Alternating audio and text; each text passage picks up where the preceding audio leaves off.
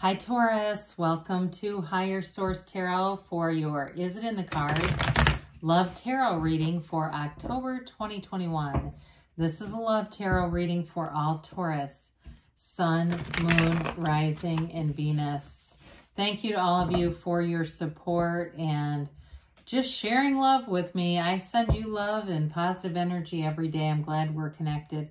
And if you are new here, welcome to you. I post new readings on Mondays, then again on Fridays. So Friday's always a general reading. Mondays, I change the style of reading every week. So this week, of course, we've got a love reading. There's a pick a card reading one week. Monthly readings, I've got in December, I'll do a 2022 predictive type of reading. So if a reading doesn't resonate, come back in a couple days, watch a new reading. Or you can look around on those Monday readings or even check other parts of your chart. And if you like the channel and you like tarot, I'd love to invite you to subscribe to Higher Source Tarot. All right, what advice do you have for Taurus? Sun, Moon, Rising, and Venus. What does Taurus need to know about love, please? Is it in the cards for Taurus and love? Okay. So we will begin here with the tarot reading. Then we'll have the angel answers. We're going to do 3 cards to represent your energy, 3 cards for the person you're attracting, 3 cards on the advice. All right, you've got the 3 of Swords, the Moon, and the 4 of Wands. They have the Hanged Man, the Temperance, and the Emperor. Ooh, that's solid. You've got the 3 of Cups, the Knight of Wands, and I like the 8 of Pentacles with this Knight of Wands, because we always say that the Knight of Wands is like a player, but not necessarily. I mean, it can be an energy that moves forward fast, but I understand that it can also be somebody who's hasn't thought through and maybe doesn't have as much of a commitment focus. But with the 8 of Pentacles, I'd say it does. Okay, so we always consider the cards around you.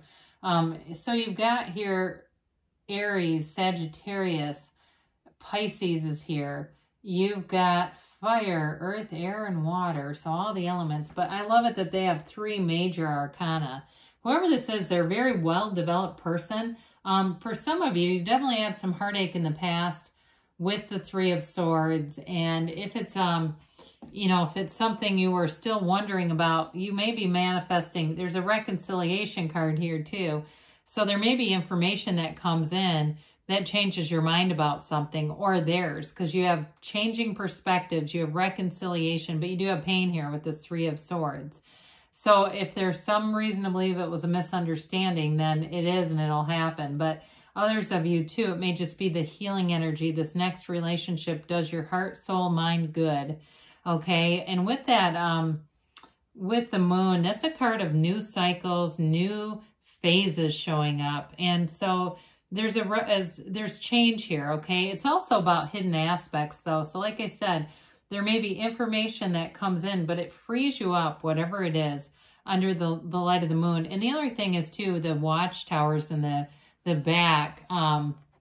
There's sort of this awareness, always kind of attracting it. There's something, especially if there's unfinished emotional business for you, you know that you need to heal that, and so you're attracting whatever you need to do that, Taurus. But with this, it is also a card of balancing out your instincts with your soul. So with the 4 of Wands, it's a marriage card.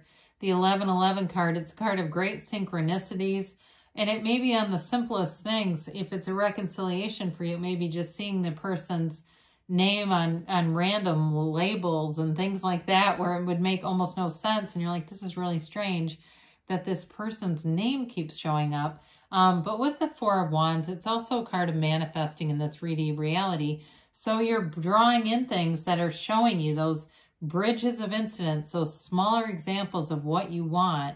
And it can be in ways too, where you see couples out and they're happy, and instead of feeling sad about it, you look at it and think, well, love is possible. They keep showing it to me because they want me on the same vibration.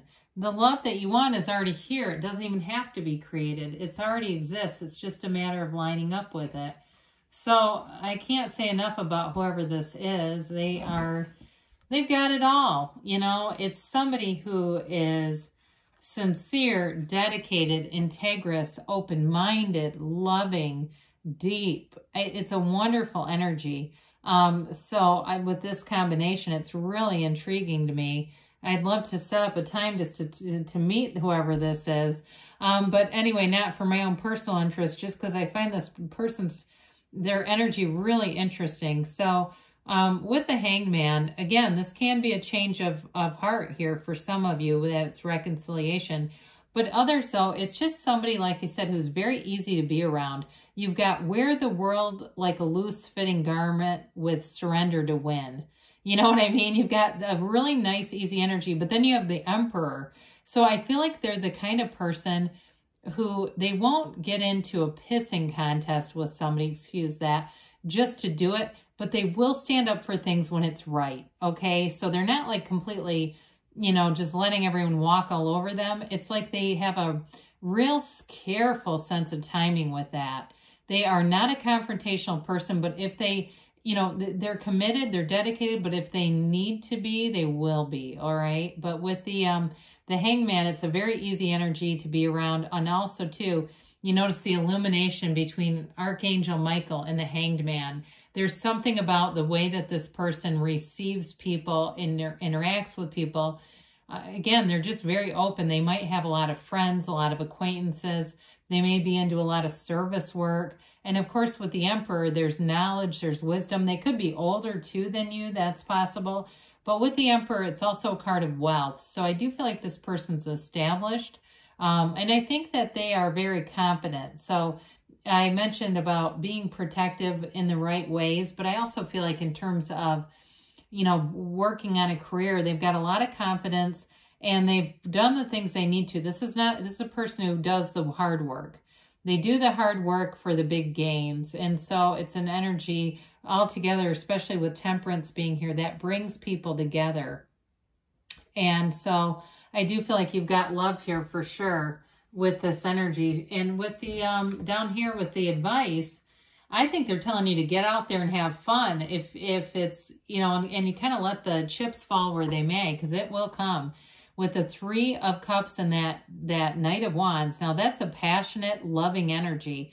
The Knight of Wands is passionate, though. It's somebody who's very eager to move forward. They are not afraid of a commitment, though, with that Eight of Pentacles. But I do feel like with the Knight of Wands, Wands are all about the right use of will, their passion, like we said, and it's that growth. There's something growing here. And with the Three of Cups, it can be reconciliation, but overall it's joy and celebration. So you may find that you meet this person in a public setting if it's a new person to you, but if it's somebody else, it may be one of those things where you just bump into the person like a chance encounter too. And it seems like there's an instant reconnection. For those of you that it's reconciliation. Now with that Eight of Pentacles, again, it's an investment, it's planning long-term, and it's wanting to build and invest in the relationship. It's wanting to really get to know each other too on a deep level, being vulnerable with each other, understanding each other so that the relationship can grow and flourish. So I definitely see, especially with the four major arcana here, that's a mature, those are mature energies. So it's definitely a relationship. And like I said, it may be of maturity. It may be somebody older than you too with the Emperor, but also too with the Archangel Michael. I mean, that's like, you know, timeless, right? It's putting an age, it certainly would be a chronological age, several hundred years old. So let's see here about the angel answers.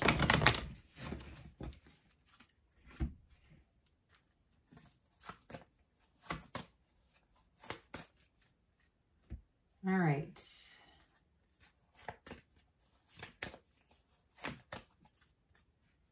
Okay, so you have here forgiveness. Well, with that Three of Swords, I didn't say this, but the Three of Swords is pain and betrayal in the past, but it is acceptance of the situation. So again, you may have information that comes out that helps you with that. But with this too, even in a new relationship, it's about letting go of the old. We are human beings and we want our beingness. That's the part of us that we bring into every relationship, that beingness.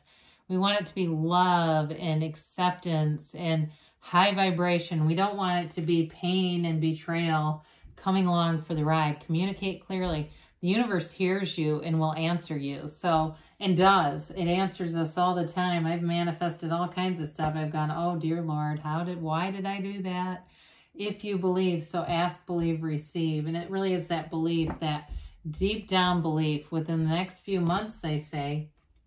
And you've got a yes. It's that emphatic yes. So I haven't seen that in a while. So isn't the cards, they say, yes, I love you, Taurus, and I'll be back again soon.